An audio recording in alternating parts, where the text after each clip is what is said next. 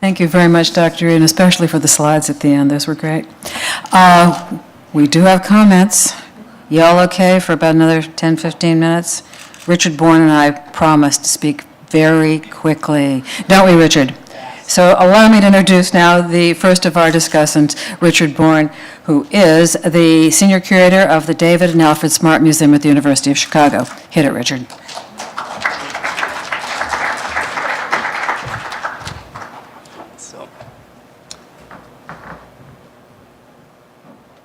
I'd like to thank the Korea Foundation for inviting me to participate in today's very important international conference, and to thank all of the staff who has been working so hard.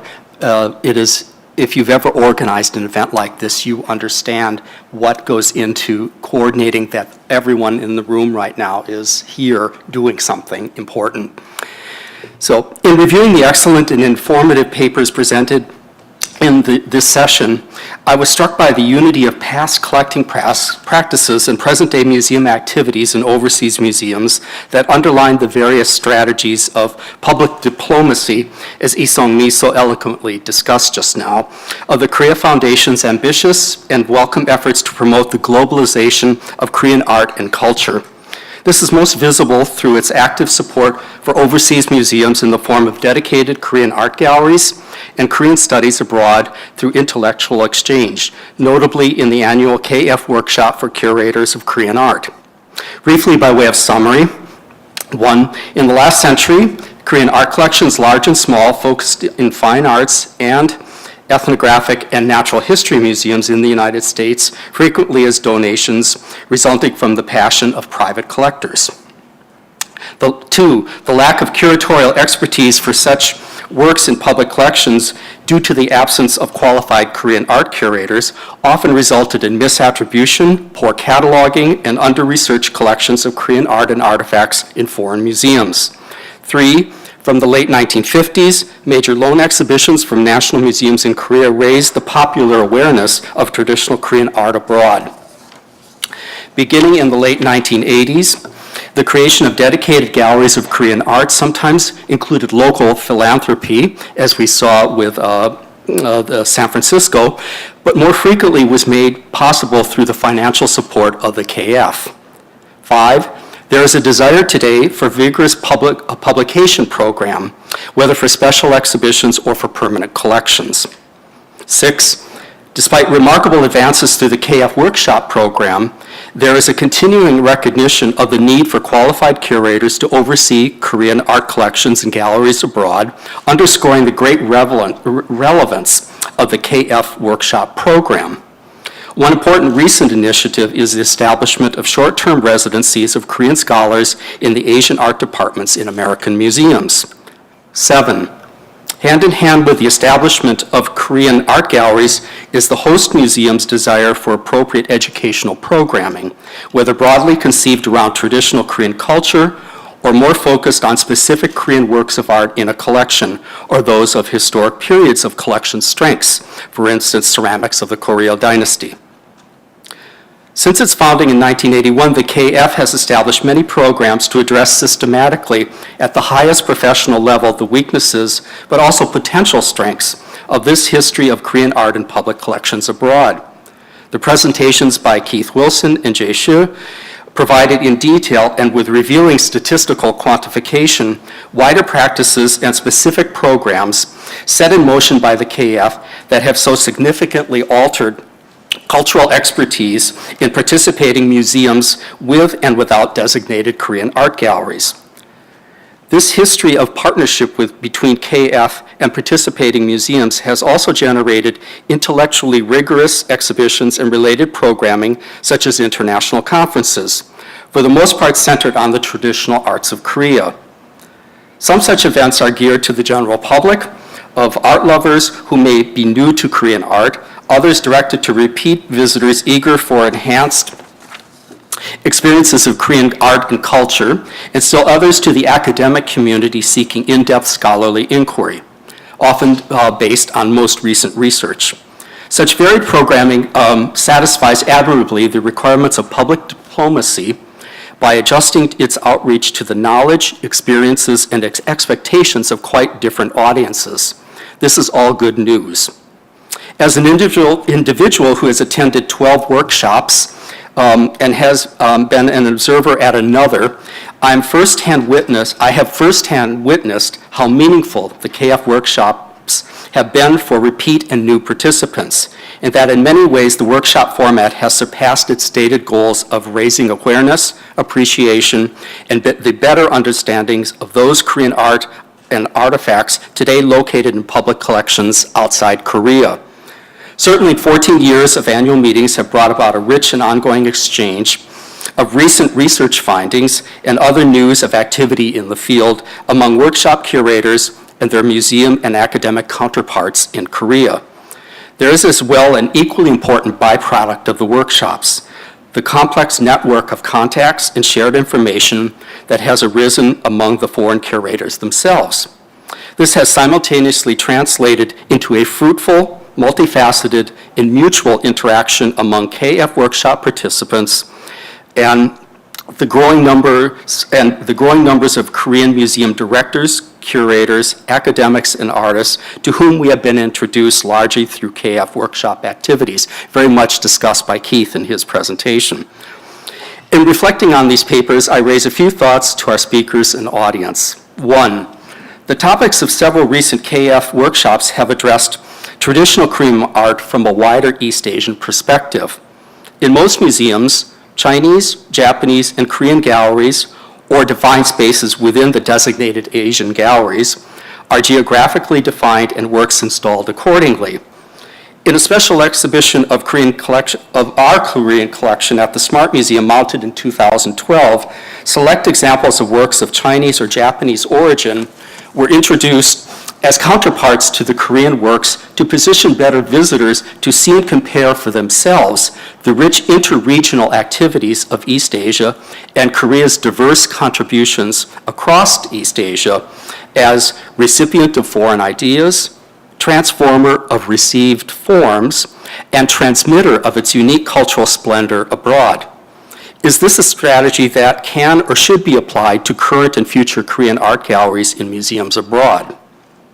Two, today, Korean artists are highly visible participants in a vibrant international art community. In many museums, Asian and contemporary art are administered by separate departments and displayed apart.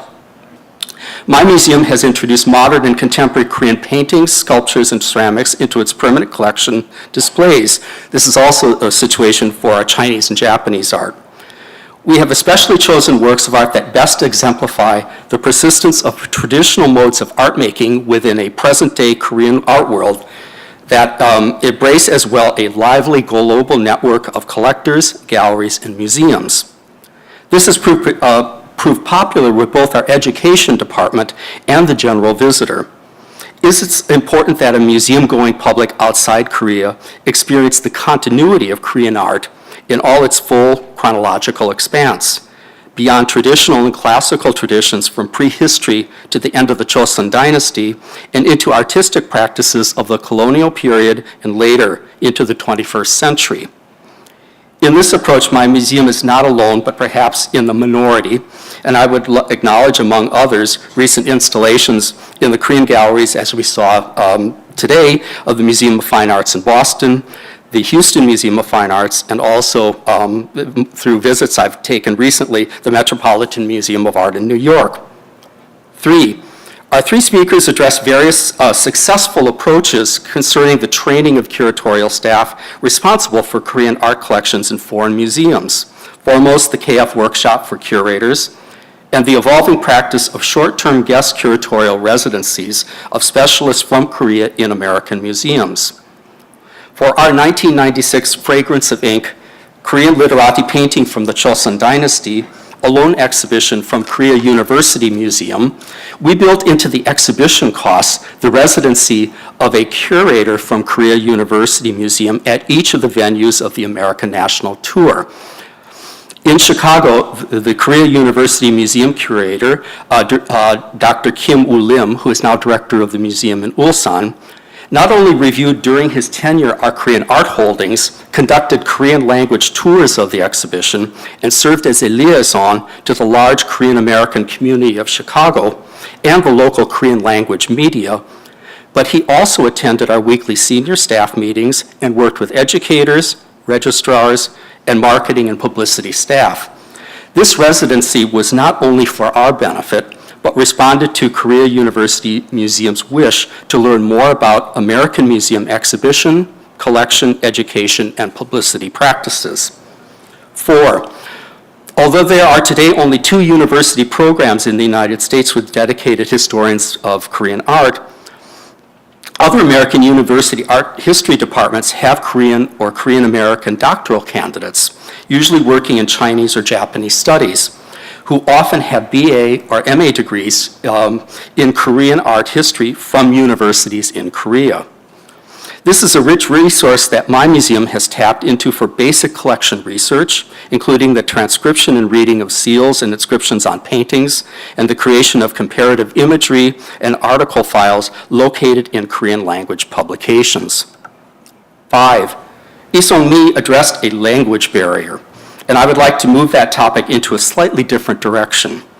Publications in Western languages on Korean art introduce the latest scholarship to an audience of curators, academics, and the interested reader for individuals who do not speak or read Korean. Although more costly, I support bilingual publications, as we did for the Fragrance of Ink exhibition, so that all the state of art scholarship and publication on Korean works in foreign museums collections lodged in such publications are available actually to a Korean audience as well as a Western non-Korean speaking audience. 5, our 3 papers have been well demonstrated that curatorial exchanges and training programs such as the KF Workshop have been successful in building recognition for Korean art abroad. In addition, in consideration of a museum's charge to interpret their collections, I support some sort of parallel program for education departments, especially for museums with Korean art galleries or qualifying Korean collections. Docents and other members of museum education departments are often the primary voice to the general public who visit a museum, a Korean gallery, or participate in a Korean cultural activities organized by the museum. Should some KF energies turn into future programs dedicated to the museum educator in addition to the museum curator. In conclusion, the KF has accomplished something remarkable. It has created, in essence, a global Korean art museum without borders, comprised of innumerable Korean art galleries linked across the continents by a vast network of informed curators, dedicated museum educators, and friends of Korean culture. Thank you for your kind attention to my remarks. 감사합니다.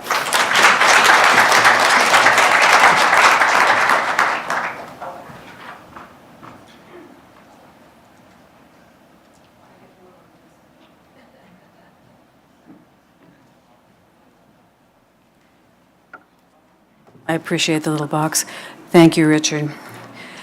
These 3 remarkably complementary papers illuminate the Korea Foundation's support of art museums as a means of cultural diplomacy over the last quarter of a century, with particular emphasis on the very successful annual workshops for museum curators. Using statistics, history, and personal experience, these essays provide a primer on how a creative and dedicated public organization supported by a strong academic community can use art as a vehicle for public diplomacy to advance international understanding. Like 3 of my fellow panelists, I am an appreciative graduate of the Curator's Workshop program, having attended 11 workshops since 2000. I'm one of the 2 of the 11 on Keith's pie chart. I'm especially grateful that I was allowed to participate even though I'm not a curator. I'm an academic rather than a museum professional. At the University of Kansas, however, I do work closely with the university's Spencer Museum of Art, and more importantly, many of my graduate students go on to become museum curators. Over the years, I've had the pleasure of working with a number of graduate students from Korea, and I credit one of them with my involvement in Korean art. As we were walking to class one day, she told me that it bothered her to hear professors talking every day about China and Japan, while no one ever mentioned her country. She was right, of course. At the time, I was one of 2 sinologists in our department, and the other 2 East Asian art historians specialized in Japanese art. I had no immediate solution to the invisibility of Korean art in our program. But the conversation reminded me of an old friend. There's a lot of nostalgia today here, but it reminded me of an old friend of mine from graduate student days, Dr. Lee Sung-mi. By this time, Dr. Lee had long been established as one of the preeminent authorities on Korean art. As she just noted, I invited her to come to the University of Kansas in 2001 as the Franklin D. Murphy Lecture, it's our Distinguished Lecturer Series, to introduce our students and our intellectual community to Korean painting. So in effect, I reversed the Korea Foundation's practice of inviting distinguished individuals from other countries to come to Korea, as did Peter Marzio when he invited Dr. E. to return to Houston 3 years later. I attended the curator's workshop on Korean painting in the fall before Dr. E.'s visit in the hope of being able to help my students prepare for her lectures and seminar classes. The Korea Foundation was then kind enough to invite me to return in subsequent years to learn about Buddhist art, ceramics, architecture, contemporary art, and much more.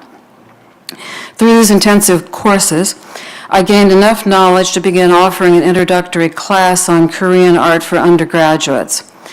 It was fairly successful, 50 to 60 students enrolled in each class, and this demonstration of student interest was enough to convince the university, this is a university administration in a time of budget, budget difficulty, shall we say, convince the university that a full-time tenure track position in Korean art history would be a good investment.